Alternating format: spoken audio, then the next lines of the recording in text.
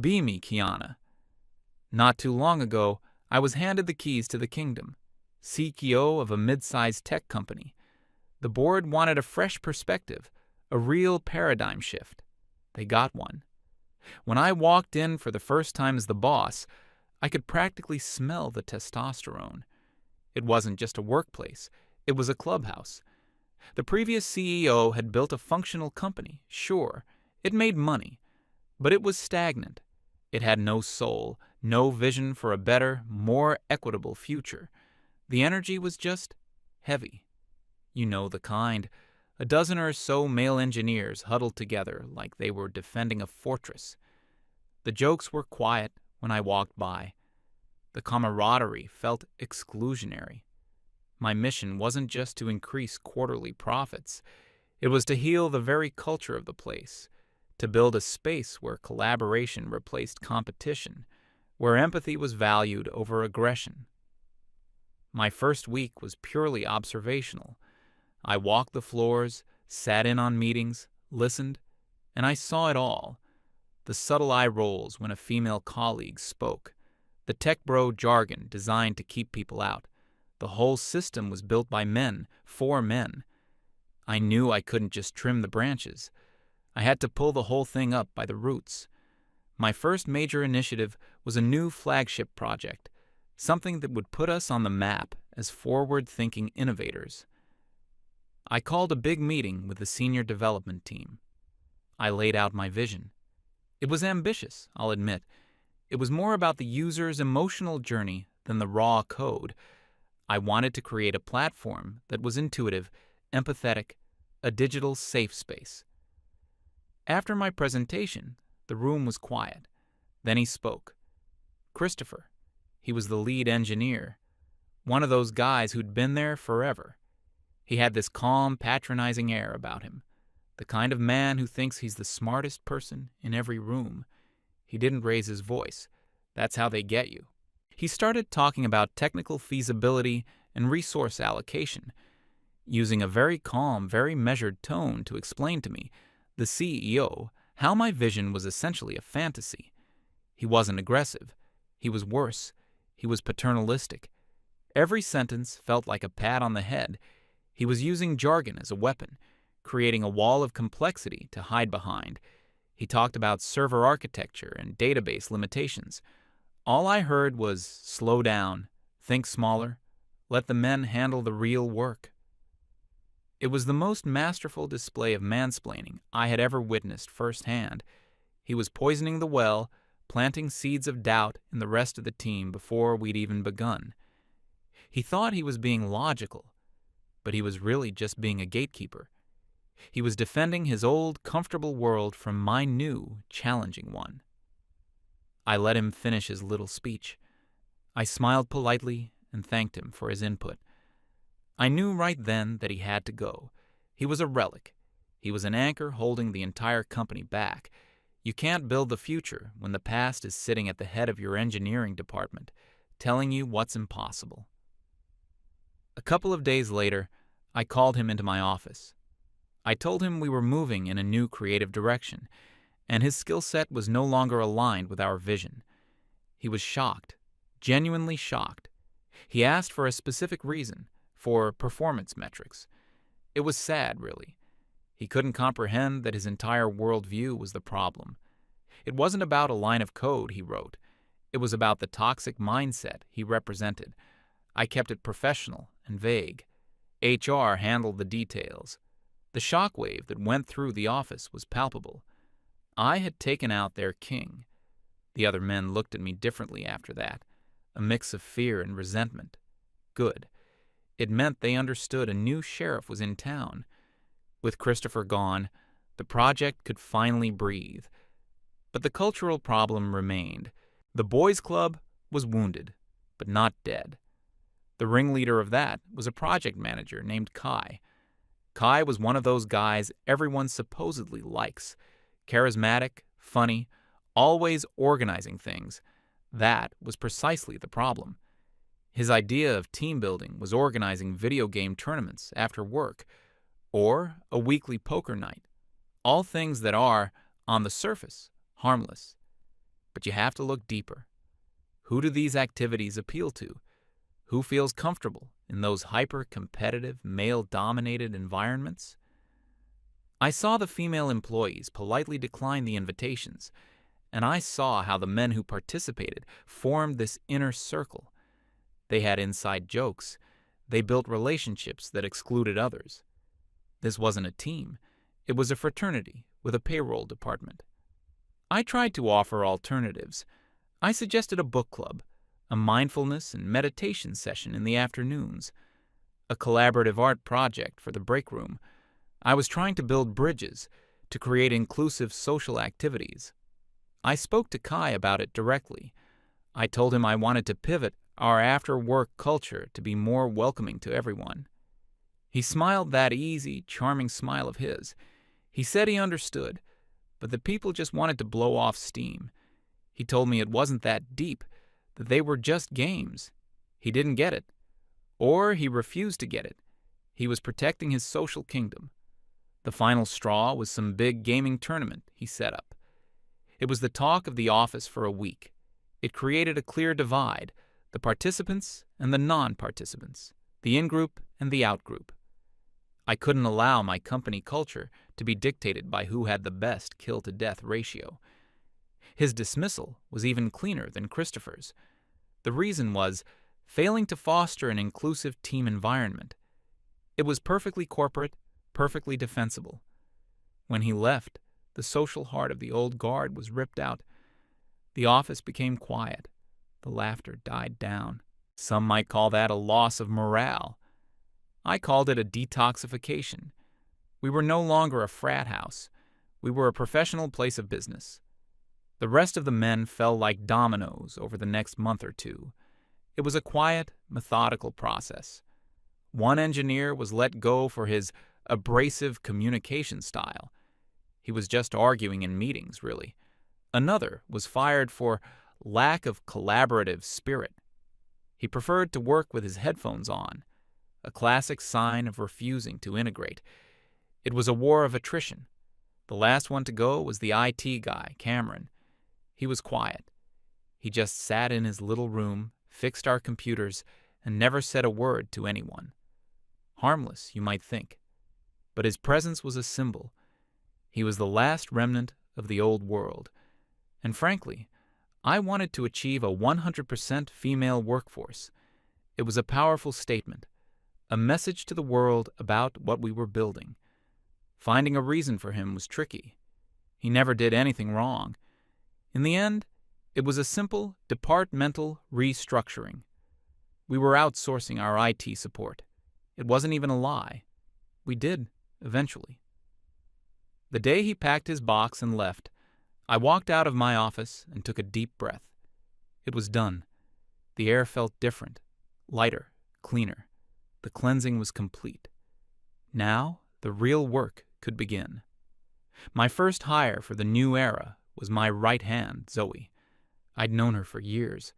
She understood my vision on a cellular level. She became my chief people officer.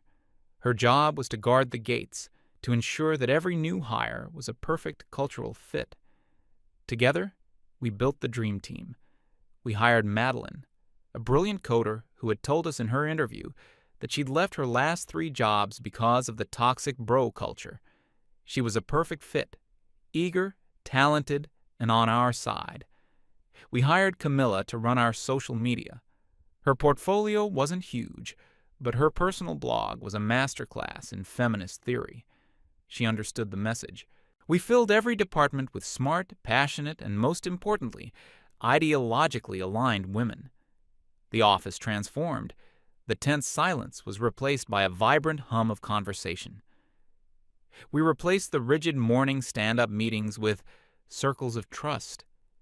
We'd start the day by sharing our feelings, our anxieties, our triumphs.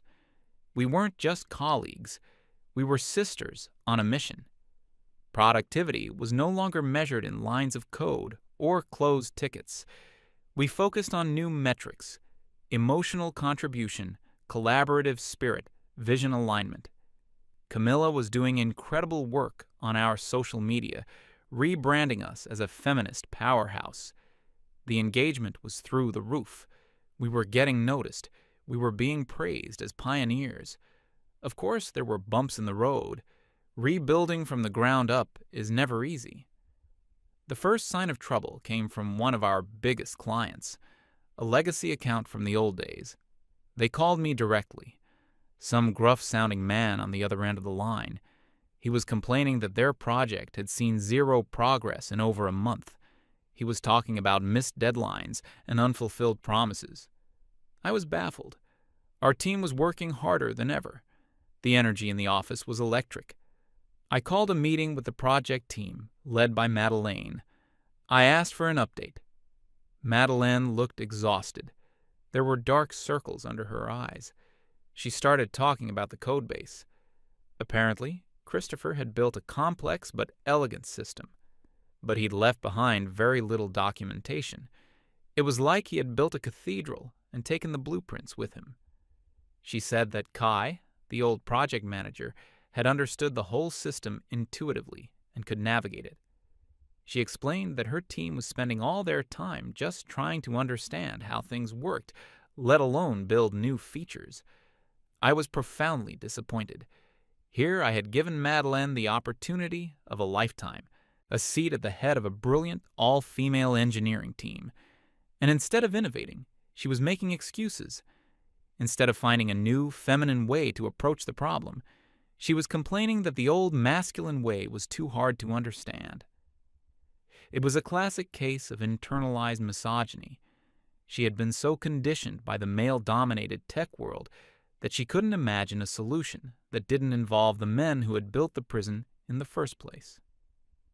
I told her that I didn't want to hear about what Christopher or Kai used to do. I wanted to hear what her team was going to do now. I told her to think outside the box, to deconstruct the old system and build something better in its place.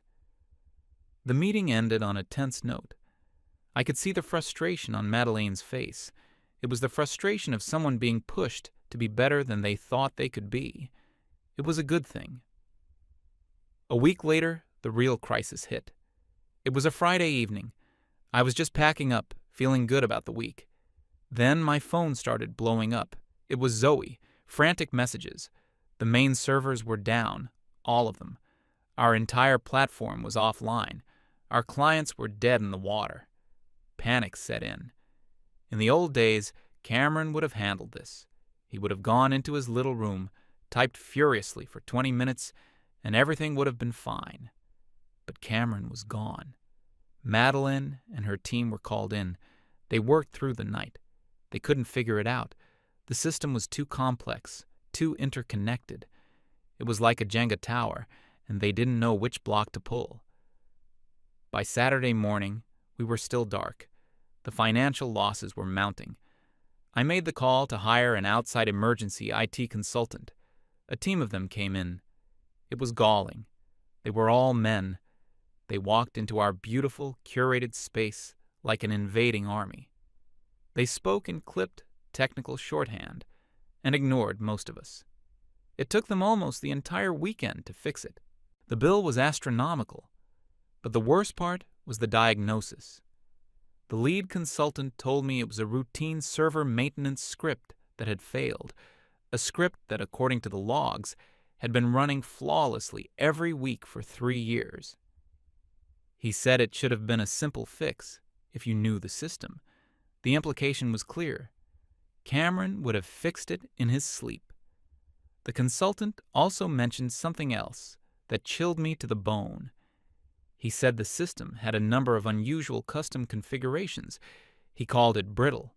Powerful, but brittle. He said it required constant, expert maintenance. I knew what had happened. It was obvious. This was sabotage. Cameron, the quiet, unassuming IT guy, he had done this. Before he left, he must have planted a time bomb in the code, a little farewell gift from the patriarchy. It was a cowardly, vindictive attack designed to make us fail. He couldn't stand to see us succeed without him. The men couldn't build something that lasted, so they made sure to break it on their way out. I told Zoe my theory. She agreed completely. We had been naive. We thought they would just leave quietly. We had underestimated their toxicity, their fragility. We had kicked over their anthill, and now they were trying to bite us from the grave. The server incident shook us, but it also hardened our resolve. We were not just building a company anymore. We were fighting a war, and we were not going to lose. But the cracks were starting to show, not just in the code, but in the team. The utopian energy of the first few weeks was beginning to fade. The circles of trust were becoming sessions of passive-aggressive complaints. Camilla was complaining that Madeleine's team wasn't providing her with new features to announce on social media. Madeleine was complaining that Camilla's social media posts were promising things the platform couldn't actually do. Zoe was running around putting out fires, trying to mediate, but the stress was getting to everyone. I felt like a mother trying to manage a household of brilliant but squabbling children. I was holding it all together through sheer force of will. I knew this was just a phase, a period of adjustment. We had to unlearn all the toxic lessons the old world had taught us. We had to find a new way to work, a new way to be. I believed in my team. I believed in my vision. I just never imagined how deep the poison of the old world ran. And I had no idea that the real attack, the one that would bring everything crashing down, hadn't even started yet. It was coming from a place I never thought to check, and it was being led by the very people I had vanquished. The atmosphere in our new utopia was becoming complicated. It's a natural part of any revolutionary process. The initial euphoria gives way to the hard work of building a new society. Madeleine's engineering team was missing deadlines consistently. When I pressed her for reasons, she would talk about technical debt left by the old team. It was a convenient excuse. Blaming the ghosts of the men we'd exiled. It felt weak. I expected her to rise to the occasion, to innovate her way out of the problem. Instead, she seemed to be drowning in it. The other departments were feeling the strain. Camilla couldn't launch her new marketing campaigns because the features she was supposed to promote were never finished. This led to friction. In our circles of trust, the sharing became less about empowerment and more about thinly veiled accusations. I feel unsupported by the engineering department, Camilla would say, looking directly at Madeleine. I feel like marketing is making promises we can't keep, Madeleine would shoot back. I had to mediate constantly. I felt less like a CEO and more like a therapist. I told them that this was the patriarchy's final trick. It had planted seeds of competition in us, and we had to actively work to overcome them. Some of them seemed to get it. Zoe was always there, backing me up, reinforcing the message, but others. I could see the doubt in their eyes. The company's financials were starting to look grim. We were losing clients. The ones who stayed were complaining. I had to spend most of my days on the phone, soothing angry account managers, promising them that our internal restructuring would soon lead to unprecedented innovation. It was exhausting, holding the line for a vision that lesser minds were struggling to grasp. Then came the day it all fell apart. It was a Tuesday afternoon, I think. Zoe burst into my office. She didn't even knock. Her face was pale, and she was holding her laptop like it was a venomous snake. "Kiana, you need to see this," she said, her voice trembling. She put the laptop on my desk. The screen was open to a website, Glassdoor. "They're attacking us," she whispered. "It's coordinated." I leaned forward, a sense of weary annoyance washing over me. Of course, the last resort of the mediocre man. Anonymous online reviews. The company's rating, which had been a respectable 4.2 when I took over, was now a dismal 1.5. I started reading. The first review was from a user named SeniorDev85, obviously Christopher. "Leadership has no technical understanding and sees expertise as a threat," it began. It went on to describe, in painstaking detail, the meeting where I had unveiled my new project. He framed my vision as nonsensical and his mansplaining as a calm attempt to inject reality into the conversation. He ended by saying, "CEO creates a hostile environment for anyone who disagrees with her. Merit means nothing here. Only ideological purity matters." It was signed with 1 star. Stay away. I snorted. The bitterness was practically dripping off the screen. The next one was titled, "Fun is Forbidden." It had to be Kai. "A once great company culture has been systematically destroyed," he wrote. "I was fired for organizing a video game tournament, which was deemed not inclusive. The new management has replaced collaboration with paranoia. You're constantly walking on eggshells, afraid that some normal human interaction will be misinterpreted as a thought crime." He continued, "If you're a man, don't even think about applying. If you're a woman who just wants to do good work without a side of political lecturing, I'd also advise you to look elsewhere." Another 1-star review. I scrolled down. There were more. From the engineer who had an abrasive communication style. From the guy who liked his headphones. Even, to my surprise, a short one from Cameron, the IT guy. "Unprofessional and chaotic," it read. "Leadership dismantled a functional IT system out of sheer incompetence and paranoia. The place is a ticking time bomb." I pointed to the screen. "You see, Zoe, this is proof." "Proof of what?" she asked, confused. "Proof that we did the right thing," I explained patiently. "This is what toxic masculinity looks like when it's cornered. It can't build anything, so it just tries to tear things down. This is the desperate tantrum of irrelevant men." I was about to close the laptop, to dismiss it all as the pathetic whining of the justly fired.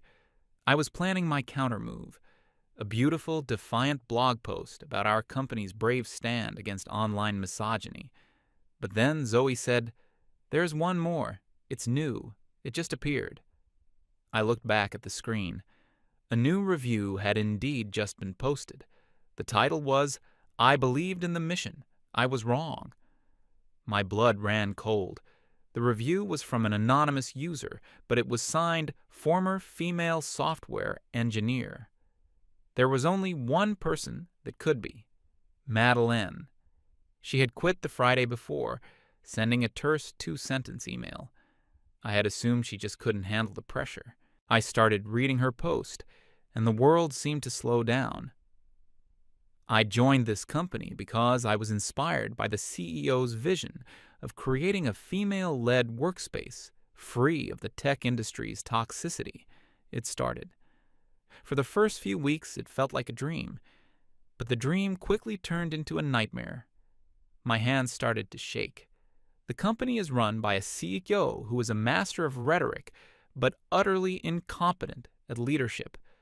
The best engineers were fired not for performance, but for questioning her ill-conceived and technically impossible ideas. The supportive, sisterly environment we were promised is a lie. It's a culture of fear, backstabbing, and blame. Productivity is non-existent because the most competent people were purged and replaced by loyalists who are good at talking the talk but can't walk the walk. The final, horrifying truth is this. Everything the men who were fired said in their reviews is 100% true. I witnessed it. I tried to fix it from the inside, but you can't fix a system whose core belief is that ideology is more important than reality. She ended with a sentence that felt like a physical blow. This isn't a feminist utopia. It's a cult of personality, and it's circling the drain. I have never been more disappointed or professionally embarrassed in my life. 1 star, run, betrayal. A deep burning sense of betrayal washed over me. I had given her everything, a leadership position, a safe space, a chance to be part of something revolutionary, and she had turned on me. She had stabbed me in the back with the same rusty knives as the men we had fought so hard to overcome. She was weak.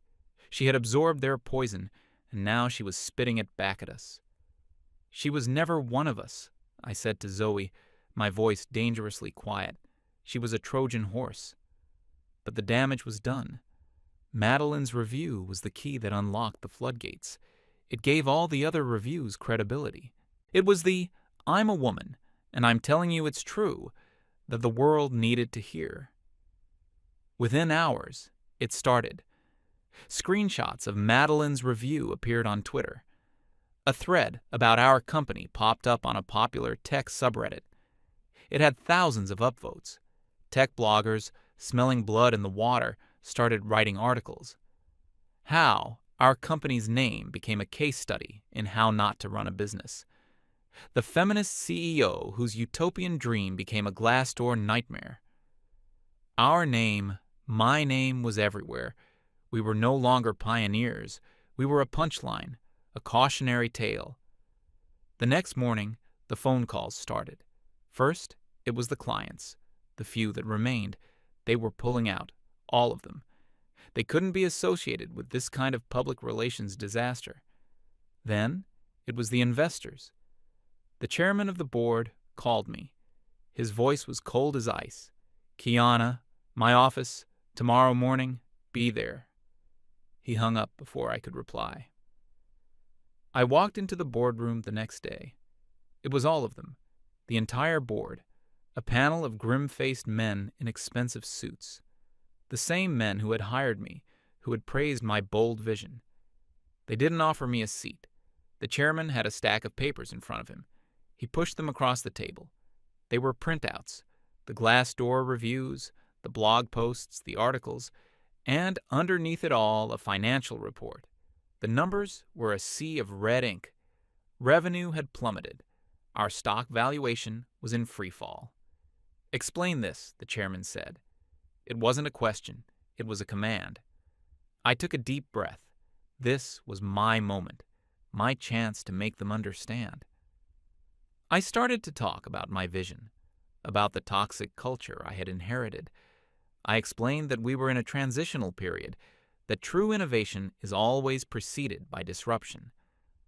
I told them the Glassdoor reviews were a coordinated smear campaign by disgruntled former employees who couldn't adapt to a new, more progressive paradigm. I was eloquent. I was passionate. I was right. And they just stared at me. Their eyes were blank, devoid of understanding. It was like I was speaking a foreign language.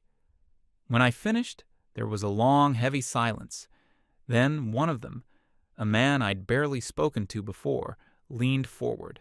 "So, your vision," he said, his voice dripping with sarcasm, "is to drive the company into bankruptcy in the name of—" "What, exactly?" I tried to respond, but the chairman cut me off. "That's enough," he said. "We've heard enough." He slid one last piece of paper across the table. It was a severance agreement. "The board has lost all confidence in your leadership," he stated, as if reading from a script. "Your tenure as CEO is terminated, effective immediately. Security will escort you to your office to collect your personal belongings." I looked at their faces, all of them, and I finally understood. They weren't angry because the company was failing. They were angry because a woman had dared to try something they couldn't control. They had put me on a glass cliff, hoping I'd fall. And when I stumbled, instead of helping, they pushed. They were afraid of my strength, afraid of my vision. I didn't say another word. I didn't sign the paper. I just turned and walked out of the room with as much dignity as I could muster. A security guard I'd never seen before was waiting for me. He followed me to my office. My beautiful office. The one I had filled with plants and inspiring art. He stood in the doorway watching me as I put a few personal items into a small cardboard box. My team, my girls, they peeked out of their offices. Their faces were a mixture of fear and confusion. Zoe was crying. I wanted to go to them, to tell them to keep fighting, to not let the men win. But the guard just pointed towards the elevator. My time was up, and now I'm sitting here, in a coffee shop a few blocks away. The box with my things is on the floor next to me. I'm watching the rain streak down the window. I feel strangely calm. They took my company. They took my title. But they can't take my vision. I failed. But not because my ideas were wrong. I failed because I was ahead of my time. The world is not yet ready for a truly female-led future. The patriarchy is a wounded beast, and it lashes out with ferocious power in its death throes. The men I fired were its claws.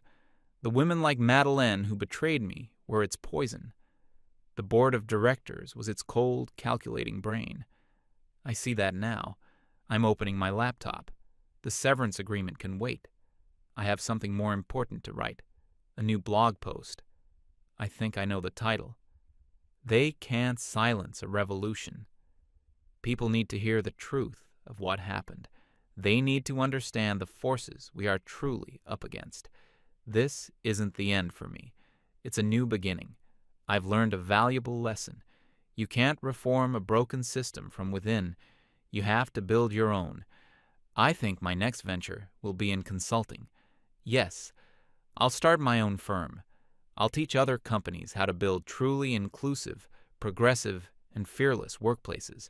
I'll teach them how to avoid the mistakes I made. I'll teach them how to identify the saboteurs and the traitors before it's too late. My story isn't a failure. It's the first chapter, and I'm the only one who gets to write the rest of it.